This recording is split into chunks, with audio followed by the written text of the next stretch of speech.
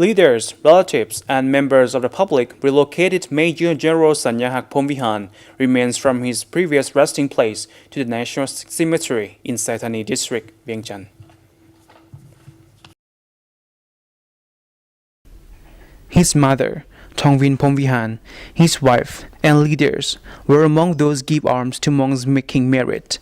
Major General Sannhahak Phomvihane, who was a party Central Committee member and Deputy Minister of National Defense that passed away on July 17 at the age of 45. According to senior officials, the relocations of his remains reflects the great importance the party and government attaches to Major General Sannhahak Phomvihane and shows the respect and the gratitude.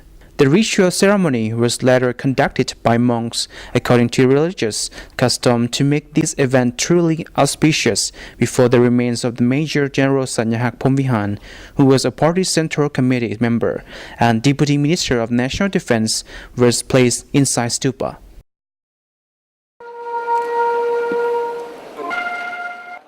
The relocation of the revolutionary fighters remains takes place after the first relocation in March last year, when the remains of the country's first generations of revolutionary leaders, who were the 6 members of the party's first Politburo, were placed in the newly opened National Cemetery.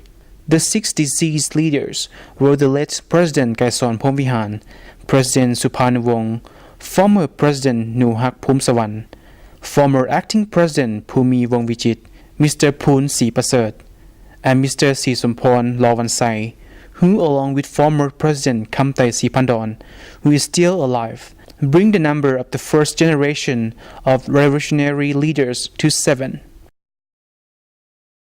The main purpose of the relocation of the remains of the country's top leaders and revolutionary fighters is to keep them all together in the same place.